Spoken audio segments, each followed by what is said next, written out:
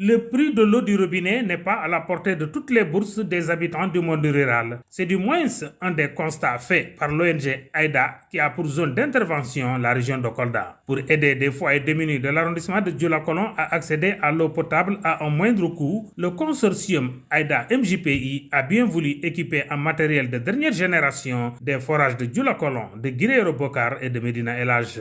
On a constaté quand même à Kolda que surtout pour le district de Dioulacolon, qu'il y a eu un manque d'eau au niveau des communautés et aussi le prix, le coût unitaire de l'eau qui coûte excessivement cher. Nos services publics font beaucoup de choses pour pallier à ça, mais nous aussi on pense qu'on pouvait aider parce que c'est l'objectif principal de notre organisation, c'est assurer le développement socio-économique de la région de Kolda. Donc c'est dans ce cas, donc pour un peu lutter au prix très élevé de l'eau, donc on a mis en place un système solaire au niveau de ces forages. Donc avec ce système solaire, donc ils vont consommer moins de gasoil, ce qui va permettre de réduire le prix de l'eau. Juste en titre d'exemple, avant le prix de l'eau était à 350 francs le mètre cube. Donc actuellement avec les réalisations que l'ONG AIDA a fait avec son partenaire local, le prix est descendu à 250.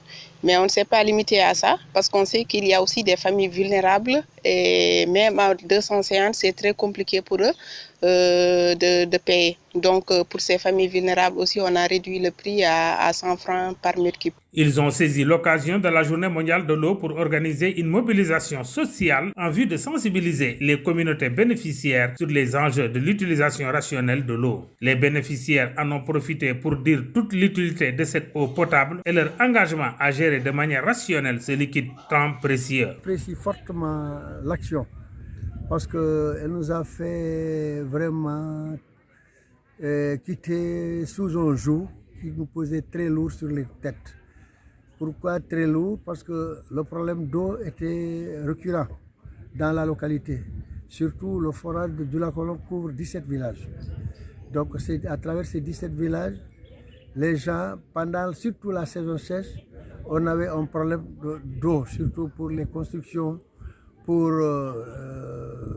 l'usage domestique du bétail. Donc tous ces détails-là, on les avait, tous ces problèmes-là, on les avait. Et avec l'intervention de ce forage-là, et Dieu a fait bien les comptes, donc nous avons pu bénéficier quand même en appui de l'ONG AIDA en collaboration avec MJPI.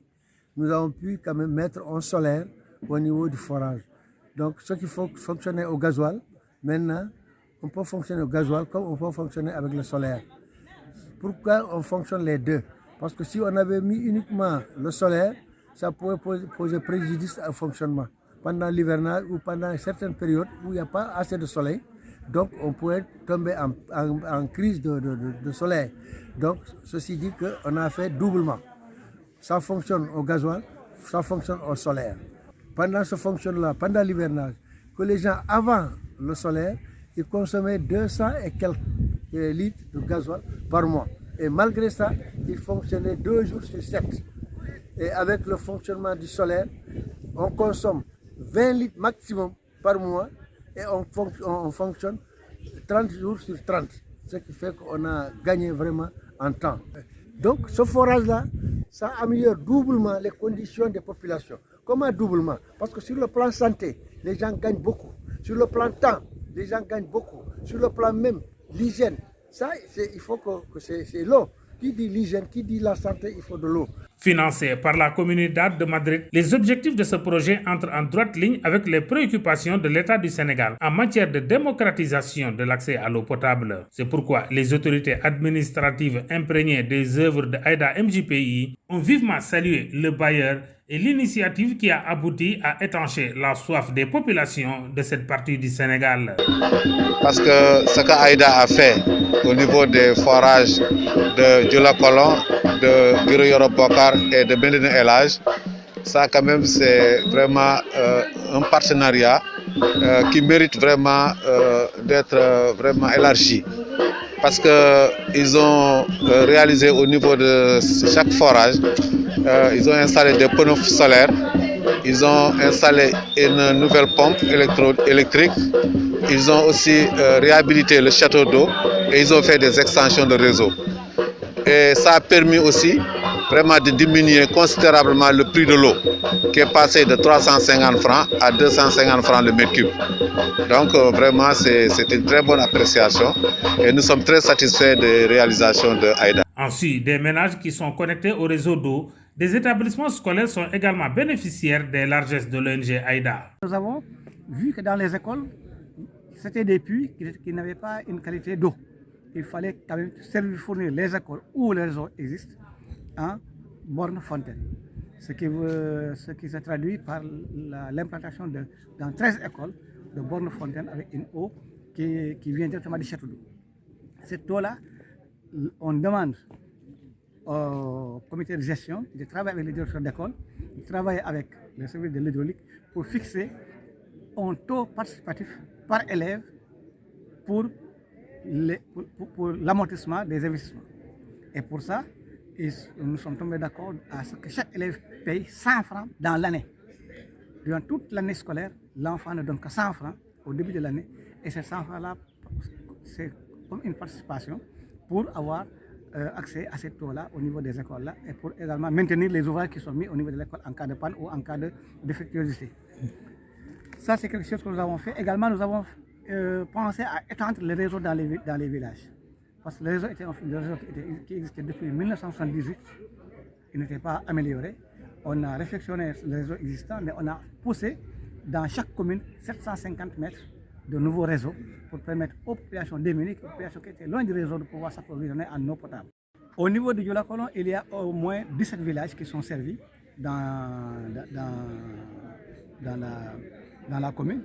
Et il y a 9 écoles qui sont branchées. Dans la commune de Médina El Hadj, le forage s'étend au niveau de Médina El Hadj, mais on a fait l'extension jusqu'à Kanwali, pour que Kanwali, qui est un village proche, puisse avoir cette eau-là. Et les 3 écoles de Médina El Hadj, l'école élémentaire, le CM et le lycée, ont bénéficié également de ce branchement d'eau-là. Et également d'autres communautés qui sont dans des zones périphériques. Et le marché central de Médina El Hadj, on a également cette eau. Au niveau de Guerrero Bokar, c'est le village de Guerrero Bokar qui est très grand, qui constitue une agglomération, où on a fait une extension d'eau, mais également on a pris en charge tout ce qui est volet infrastructure sociale de base, l'école franco-arabe, le Dara moderne, l'école élémentaire et le lycée ont bénéficié également de ces branchements d'eau-là. Donc au total, si on prend les 17 villages, plus 2 villages à Médina El Hadj, plus l'agglomération de Guerrero Bokar, nous sommes à presque 16 villages qui sont actuellement reliés à un réseau avec un système solaire où il y a de l'eau en permanence et une eau de qualité. En perspective, AIDA MJPI souhaite avoir des bailleurs pour élargir son action jusque dans les autres communes de l'arrondissement de Dioula-Colon, à savoir Tankante Escale, Sarayoba et Salikeñe. La dite célébration de la journée de l'eau qui a été présidée par l'adjoint au sous-préfet de Dioula-Colon a enregistré la participation de chefs de services techniques, des élus locaux, des communautés, des guides religieux et divers invités.